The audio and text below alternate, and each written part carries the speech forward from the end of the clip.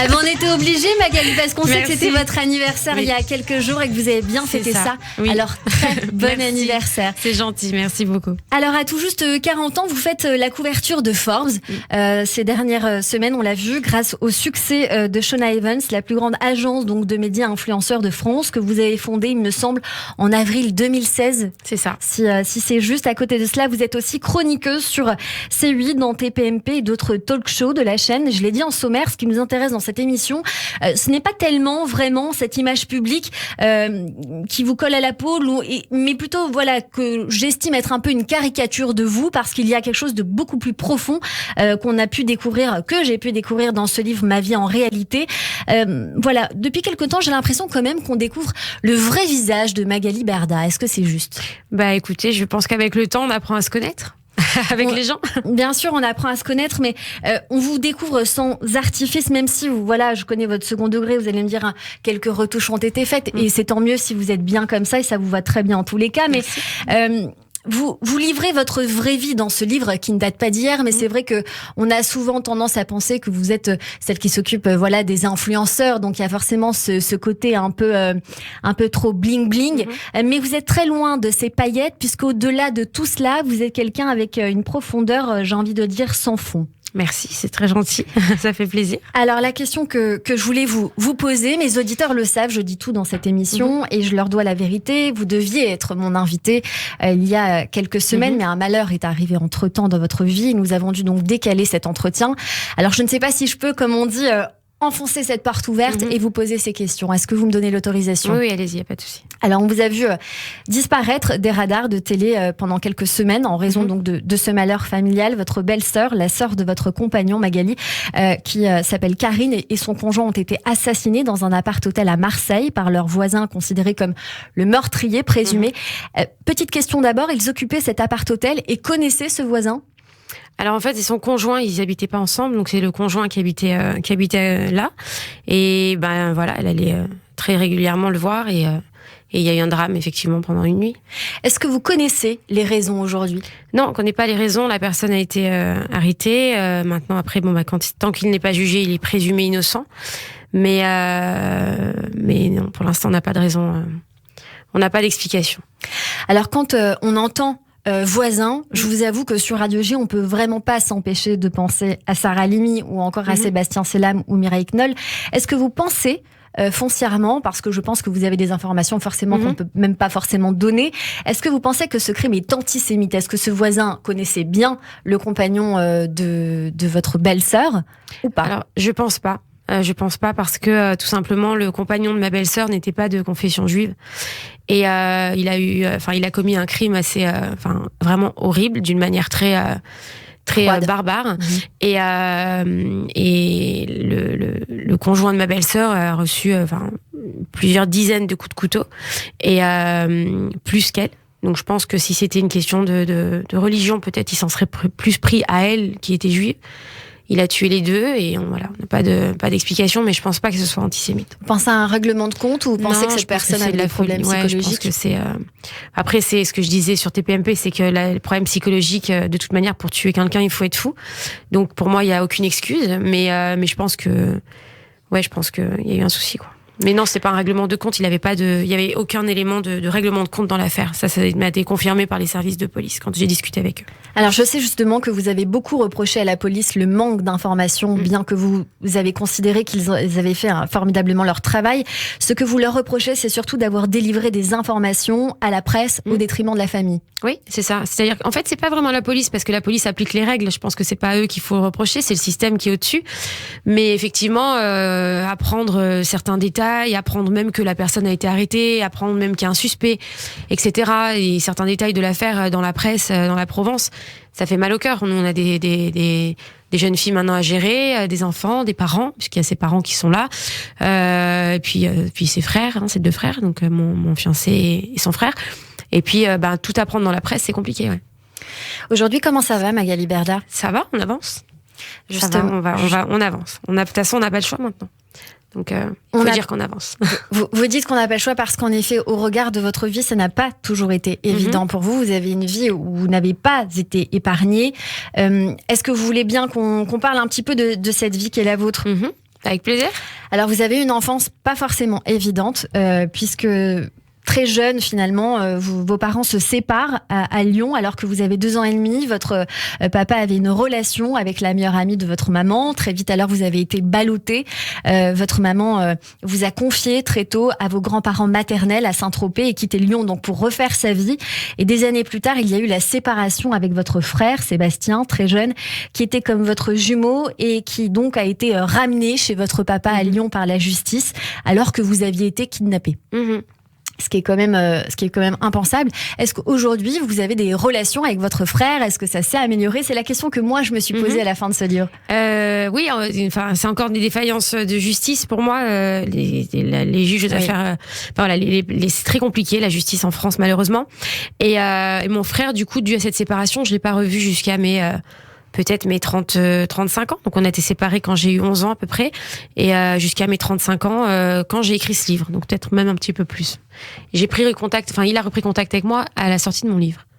Donc ça a servi au moins à ça. Oui, bien sûr, mais le livre, voilà. Ça sert toujours à quelque chose.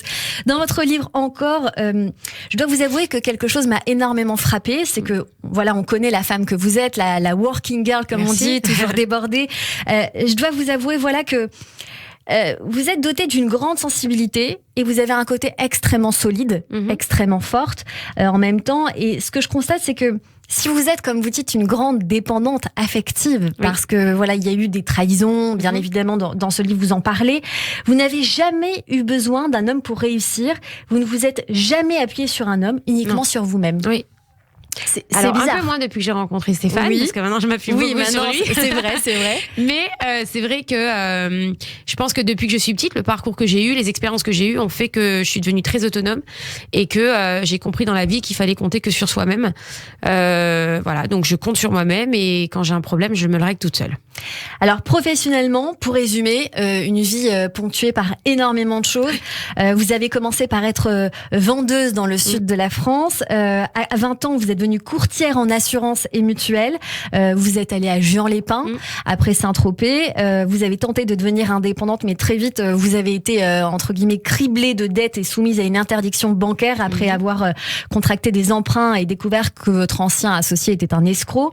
Et c'est là, partons par le début, que vous avez commencé à fréquenter des vedettes de télé-réalité grâce à une rencontre, on va dire, hasardeuse, même si on ne croit pas vraiment au hasard. Ouais, c'est vrai, c'est exactement ça. J'ai fait de mauvaises rencontres et puis après la vie m'a donné de belles rencontres. C'est comme ça. Donc on a commencé par le mauvais. Vous avez rencontré Jazz. Exactement, Jazz et Vivian. Et voilà, et à ce moment-là, racontez-nous un petit peu qu'est-ce qui se passe, comment démarrent les prémices de Shona Evans. Ben, on était, si je peux me permettre, une équipe de paumés. Moi, j'étais donc en DEP, j'étais pas bien dans mon agence d'assurance. Elle rencontrait des gens qui bossaient chez moi, et puis on a commencé à rester ensemble, à traîner dans les bureaux, à rigoler, à s'amuser. Puis petit à petit, j'ai analysé un petit peu justement ce qui leur manquait, et je me suis rendu compte un petit peu justement de ce qui leur manquait. Donc j'ai commencé à travailler là-dessus. Et alors, qu'est-ce qui leur manquait ? Un encadrement, déjà, un entourage, une personne sur qui ils peuvent compter, et puis eh bien le professionnalisme, on va dire. Voilà, réglementer un travail qui existait sans trop exister. Vous avez en effet mis en place aussi le placement de produits qui n'existait pas à l'époque, enfin qui était sur un modèle américain, il me semble.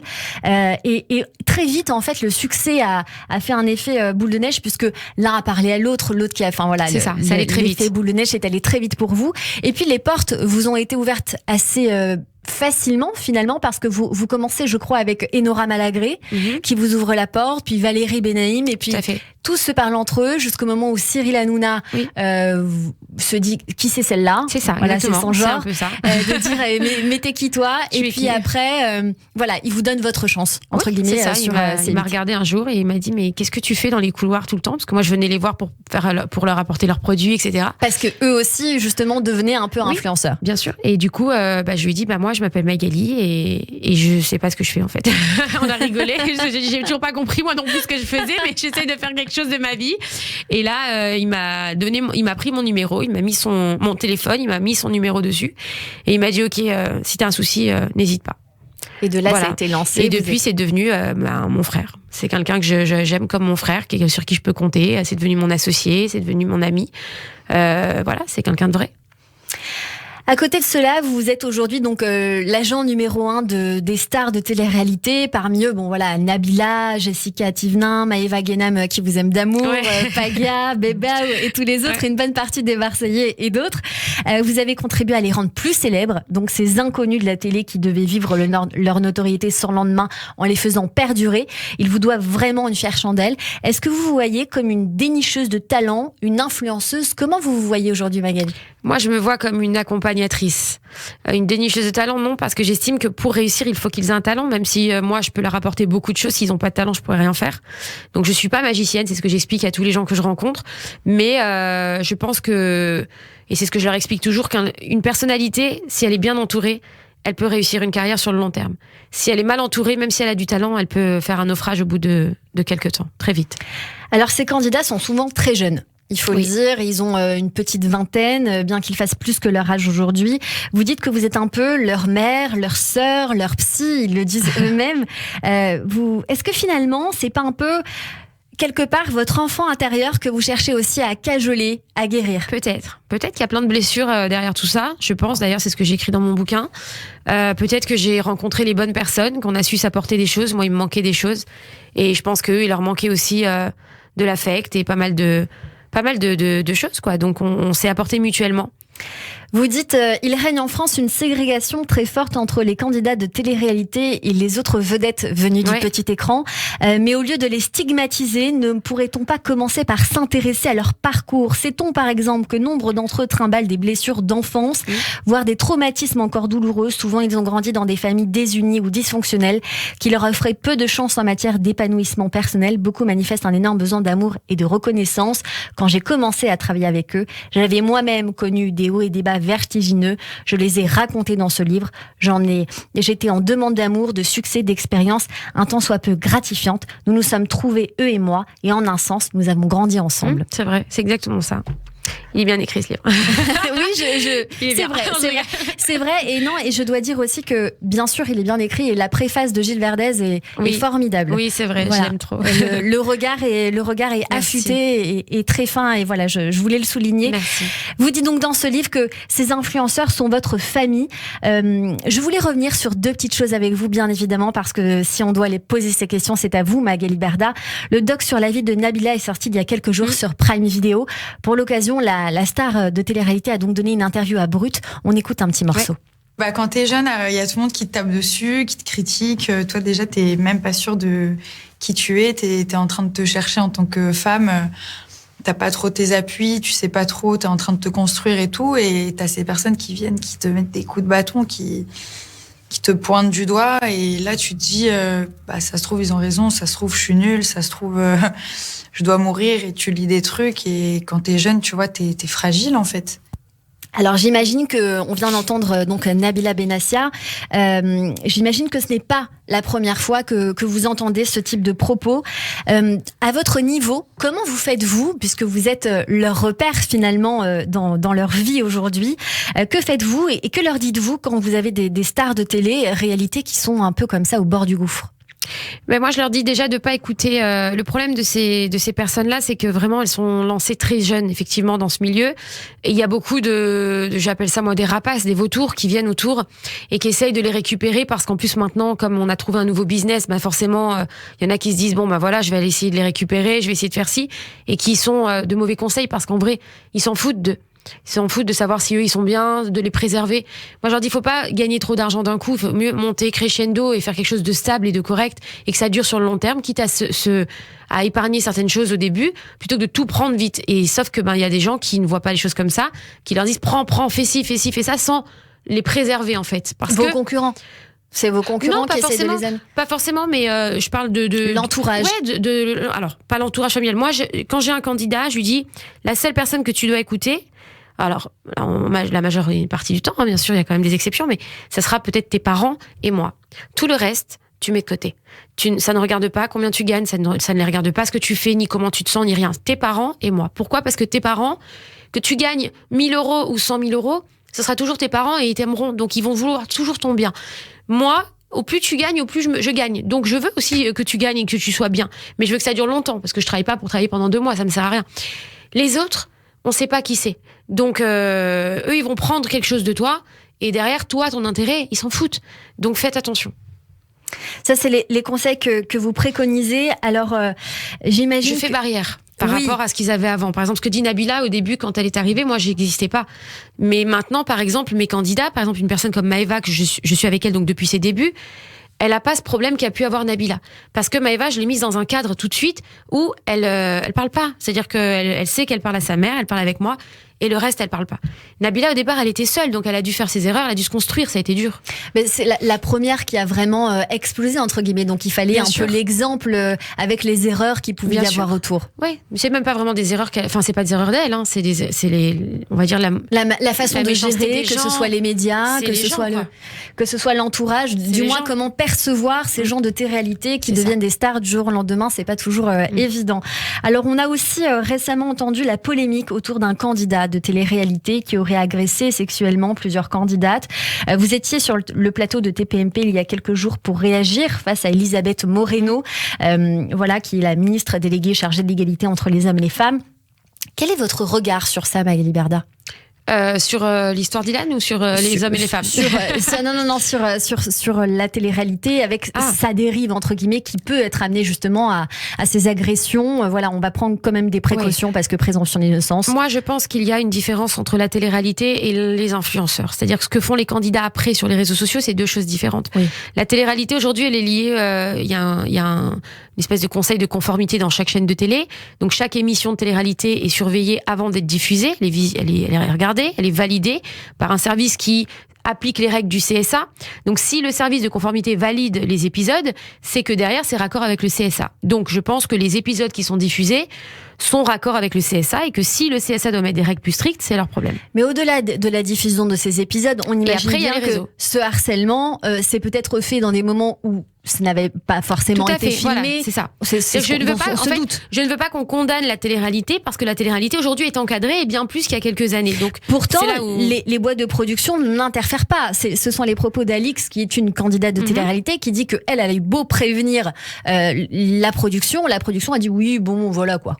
Non, en fait, si vous voulez, des fois, il se passe des choses et c'est pour ça que je parle de télé-réalité et pourquoi je veux pas qu'on condamne la télé-réalité, parce que la télé-réalité, ça dure quelques semaines de tournage. Après, il reste toute l'année la vie des candidats puis la vie des réseaux sociaux. Bien sûr. Donc, les prods ne peuvent pas contrôler ce qui se passe en dehors de leur tournage. Elles sont responsables de ce qui se passe à l'intérieur des tournages. Après, vous savez, quand on vient vous voir et qu'on vous dit, voilà, j'ai telle personne qui a fait ça, moi, je mets aucune parole en doute. Mais je peux pas non plus moi condamner parce que ce soit la télé-réalité ou moi ou les prods, on n'est pas des juges, on n'est pas la justice. Si demain il y a une enquête de police où on est contacté par la police, où on est informé, mais vraiment des autorités, là c'est plus la même chose. Mais après on peut pas non plus, parce qu'on sait pas en vrai, sinon dans ces cas-là, plus personne ne parle à personne et etc. Attention, je prends des précautions, des bien parce sûr. que ce sont des faits qui sont graves. Que vous condamnez, j'imagine. On n'a même pas de débat là-dessus. Je suis maman surtout, mais je ne m'amuserai pas à être juge, à faire une justice moi-même, en plus sans avoir un seul élément de preuve. Voilà, c'est juste ça. Mais si j'ai un élément de preuve, c'est pas pareil. Là, je peux agir et faire ce que j'ai à faire, mais je peux pas le faire non plus gratuitement. Vous connaissez bien ce candidat ? Bien sûr. Est-ce que il vous a dit quelque chose ? Est-ce que lui, qu'est-ce qu'il en pense de ce qui est en train de se passer autour de lui ? Il est là au bord du gouffre parce qu'il s'est fait complètement. Vous savez ce qui se passe sur les réseaux sociaux, donc c'est pas évident. Donc je pense à lui, je pense aussi à Alix qui dit ça. Donc moi j'écoute tout le monde. Voilà, j'attends que ça avance pour comprendre. Alors, bien sûr, c'est un business fructueux, on se doute bien, la télé-réalité, et que vous avez su flairer, c'est votre force qui fait de vous un modèle de réussite, mais sans critique aucune de la télé-réalité, vraiment, parce que moi-même, je la regarde. Est-ce que vous pensez que ces personnalités d'aujourd'hui sont un bon exemple de la jeunesse ? Est-ce que c'est le reflet de la jeunesse qui a grandi avec la télé-réalité, ou c'est juste une autre jeunesse ? Non, je pense sincèrement que les mentalités évolueront quand on comprendra que la télé-réalité est le reflet de la jeunesse. Et ça, quand on le comprendra, comprendra, on avancera. Parce qu'une télé-réalité, c'est vraiment, il y a de tout dans une télé-réalité. Vous avez des filles, et c'est ce que je disais à Madame la Ministre, il y a des filles refaites, des filles pas refaites, des filles plus discrètes, des filles plus exubérantes. Il y a vraiment de tout. Donc il faut savoir écouter les jeunes, et il faut que les politiques aujourd'hui écoutent la jeunesse au lieu de les condamner et de les critiquer. Mais c'est ce qu'est en train de faire le gouvernement. Parce que quand je suis reçue par Madame Sarah, Gabriel Attal, Sarah El Haïry, j'ai mangé avec elle la semaine dernière, demain, donc je dois déjeuner avec Madame Moreno, eh bien on se dit que enfin, on a un gouvernement qui écoute les jeunes, et c'est la base. Donc je suis très contente parce qu'on avance vraiment. Alors justement, au-delà du placement de produits, de tout ce qu'on a vu jusqu'à maintenant par les candidats, qui l'assument d'ailleurs, est-ce que vous ne pensez pas qu'ils ont aussi maintenant un autre enjeu, plus politique? Je vous dis ça parce que justement, vous venez nous dire que vous étiez finalement une pièce maîtresse dans l'avenir du gouvernement, peut-être. J'ai pas dit ça. Non mais je sais pas. Une pièce maîtresse parce que vous êtes aussi un reflet de la jeunesse qui vote, et bien évidemment votre influence est importante parce que vous êtes cette pièce maîtresse, j'ai pas d'autre terme. Qu'est-ce que vous pensez pouvoir mettre en place avec le gouvernement? Qu'est-ce que vous pensez pouvoir dire à vos influenceurs pour essayer d'aller dans le bon sens? Je vous pose ces questions-là parce que nous étions eu au téléphone il y a un petit moment pour une autre radio, et je sais que vous aviez été sollicité justement par le gouvernement à la période du premier confinement pour la pandémie pour justement inciter ces candidats de télé-réalité à dire attention, faites les gestes barrières. Donc il y a quand même un enjeu très important. Bien sûr, ils ont un devoir de citoyen. Ils s'adressent à un public français, ils le savent. Donc, les candidats télé-réalité doivent être utilisés, mais vraiment, pour faire passer des messages de citoyenneté, non pas politique, parce qu'il y en a aucun, je pense, qui doit parler politique. C'est pas leur métier, ils sont pas là pour ça. Et puis, ça serait maladroit, je pense. Mais par contre, pour passer des messages, notamment, par exemple, pour, je sais pas, les femmes battues, pour inciter les gens à aller voter, pour faire bouger notre pays, c'est important. Les gestes barrières, etc. Aujourd'hui, je pense qu'il est important que le gouvernement comprennent que ces jeunes sont des messagers de la jeunesse. Ils sont suivis par des millions de personnes, dont des millions de jeunes. Donc, c'est bien qu'ils fassent ce genre de message. Et moi, je suis totalement pour. Merci Magali Berda. On va continuer à parler avec vous.